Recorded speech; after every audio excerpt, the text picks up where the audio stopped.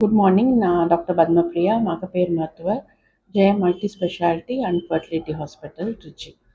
இப்போ sudden pain இன் pregnancy எதனால் வருது அப்படின்ற முக்கியமான காரணத்தை பார்க்குறோம். அது வந்து அப்ரப்ஷியோ பிளாசண்டா அப்படின்னு சொல்லுவோம். அதாவது என்னென்னா, நஞ்சுக்குடி திடீர்னு கர்ப்பப்பையிலேருந்து செப்பரேட் ஆகிறது. நஞ்சுக்குடி கர்ப்பப்பையில் நல்லா அட்டாச் ஆகிருக்கும். அது திடீர்னு செப்பரேட் ஆகும்போது என்ன ஆகும் அப்படின்னா, சிவியர் பெயின் அம்மாவுக்கு வரும். அதே மாதிரி ப்ளீடிங் சில நேரம் ஆகலாம், இல்லை உள்ளேயே கலெக்ட் ஆகலாம்.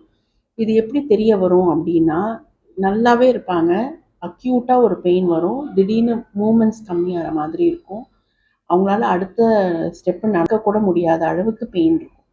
இது மாதிரி இருக்கும்போது என்ன பண்ணணும்னா, கண்டிப்பாக பக்கத்தில் இருக்கிற ஹாஸ்பிட்டல் போகணும். ஏன்னா இது வந்து ஒரு மெடிக்கல் எமர்ஜென்சி. இது அம்மாவையும் காப்பாற்றணும், குழந்தையும் காப்பாற்றணும். அது மாதிரி எதுவும் சிம்டம்ஸ் உங்களுக்கு தெரிஞ்சது, ப்ளீடிங்கோட பெயின் இருக்குது, இல்லை வெறும் பெயின் மட்டும் இருக்குனாலுமே நீங்கள் கண்டிப்பாக உடனே ஹாஸ்பிட்டலுக்கு போகணும். இந்த அப்ரப்ஷியோ பிளாசண்டானா என்ன அப்படின்னா, இந்த பிளாசண்டா தான் முக்கியமான ஆர்கன், பேபிக்கு காற்று கொடுக்கறது, சாப்பாடு கொடுக்கறது எல்லாமே. ஸோ திடீர்னு அது வந்து செப்பரேட் ஆகிடுச்சு, அம்மாவோட பிளட் வெசல்லேருந்து கனெக்ட் ஆகலை அப்படின்னா, குழந்தைக்கு உரிய ஆக்சிஜன், ஃபுட் சப்ளை எல்லாமே அப்ரப்டாக நிற்கும். அதனால குழந்தைக்கு இறக்கிறதுக்கே வாய்ப்பு இருக்குது. ஸோ அது மாதிரி ஒரு மெடிக்கல் எமர்ஜென்சி தான் இந்த அப்ரப்ஷியோ பிளாசண்டா.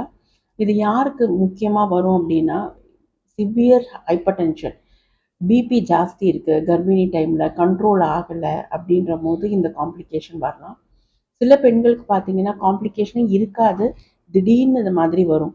ஸோ இதை ப்ரெடிக்ட் பண்ணுறது வந்து ரொம்ப ரொம்ப கஷ்டம். ஸோ அம்மாவுக்கு எஜுகேட் பண்ணுற போது அவங்க இந்த சிம்டம் அலர்ட் ஆகி அவங்க சீக்கிரமாக மெடிக்கல் கேர் போய் சீக் பண்ணுறதுல தான் இதோட முக்கியத்துவம் இருக்குது. அதனால் இது மாதிரி இருந்ததுன்னா, டவுட்டாக இருந்தால் கூட நீங்கள் கண்டிப்பாக டாக்டரை பார்த்து